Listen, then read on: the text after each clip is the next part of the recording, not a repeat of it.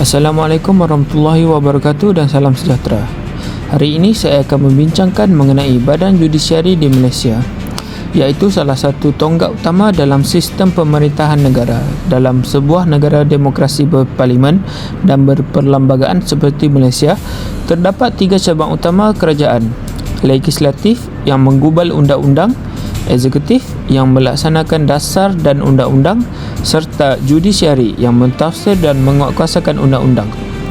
Ketiga-tiganya berfungsi secara berasingan namun saling melengkapi bagi memastikan kelangsungan sistem pemerintahan yang adil dan berkesan. Badan Judisiari di Malaysia bukan sekadar satu institusi perundangan. Ia merupakan tiang seri kepada sistem demokrasi berparlimen dan berperlembagaan yang kita amalkan.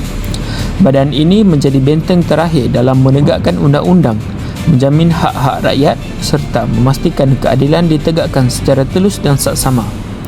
Mengikut Perlembagaan Persekutuan bahagian 4 artikel 121 hingga 131A, kuasa kehakiman terletak sepenuhnya kepada mahkamah. Prinsip asas yang mendasari badan ini ialah kebebasan kehakiman, di mana hakim wajib membuat keputusan berlandaskan undang-undang dan fakta, bebas daripada pengaruh politik, tekanan eksekutif atau kepentingan mana-mana pihak. Struktur kehakiman negara kita pula tersusun dalam beberapa lapisan. Pada kedudukan tertinggi ialah Mahkamah Persekutuan yang berperanan sebagai mahkamah rayuan terakhir serta berkuasa untuk mentafsir perlembagaan. Di bawahnya terdapat Mahkamah Rayuan yang mendengar rayuan daripada Mahkamah Tinggi.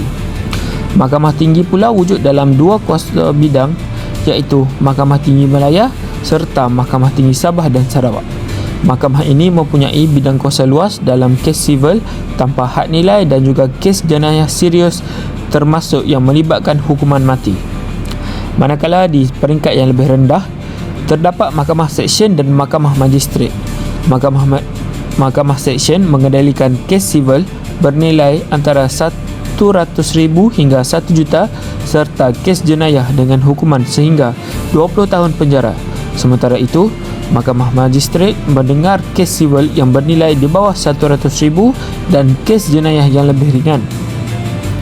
Selain itu, kita juga mempunyai mahkamah khas. Antaranya ialah Mahkamah Syariah yang mengendalikan hal ehwal Islam, Mahkamah Tentera untuk kesalahan anggota Angkatan Tentera, Mahkamah Anak Negeri di Sabah dan Sarawak yang berhubung dengan undang-undang adat, serta pelbagai tribunal khas seperti Tribunal Tuntutan Pengguna dan Tribunal Perumahan.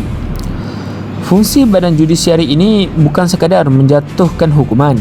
Ia bertanggungjawab mentafsir dan menguatkuasakan undang-undang, menyelesaikan pertikaian antara individu, syarikat atau institusi, menjadi mekanisme semak dan imbang terhadap cabang eksekutif dan legislatif, serta yang paling penting, menjamin hak asasi rakyat di bawah perlembagaan. Namun, perjalanan badan kehakiman ini tidak pernah sunyi daripada cabaran. Salah satu isu berbangkit ialah pindaan artikel 121 pada tahun 1988 yang menetapkan bahawa Mahkamah Sivil tidak boleh campur tangan dalam bidang kuasa Mahkamah Syariah. Perubahan ini telah mencetuskan perdebatan besar, khususnya apabila timbul percanggahan bidang kuasa dalam kes melibatkan hak penjagaan anak dan penukaran agama. Antara kes berprofil tinggi ialah kes Indira Gandhi pada tahun 2018.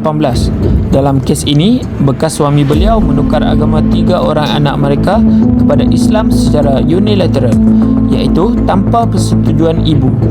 Kes ini berlarutan hampir 1 dekad kerana melibatkan pertinihan kuasa antara Mahkamah Syariah dan Sivil. Akhirnya, Mahkamah Persekutuan memutuskan bahawa penukaran agama secara sebelah pihak adalah tidak sah. Keputusan ini bukan sahaja melindungi hak seorang ibu, bahkan menjadi bukti nyata bahawa kehakiman masih berperanan sebagai pelindung hak asasi rakyat, walaupun berdepan dengan isu yang begitu sensitif melibatkan agama dan perlembagaan. Kes Indira Gandhi ini memperlihatkan betapa pentingnya kewujudan badan kehakiman yang bebas dan berani. Tampaknya, rakyat biasa mungkin tidak mempunyai ruang untuk mempertahankan hak mereka apabila berdepan isu yang rumit dan mencabar. Kesimpulannya, Badan judisiari adalah tulang belakang kepada sistem keadilan dan demokrasi negara.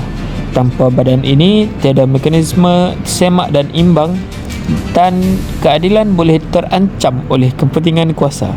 Tetapi dengan adanya badan kehakiman yang teguh, kita dapat meyakini bahawa undang-undang akan terus menjadi pelindung kepada semua rakyat tanpa mengira pangkat, kedudukan atau latar belakang.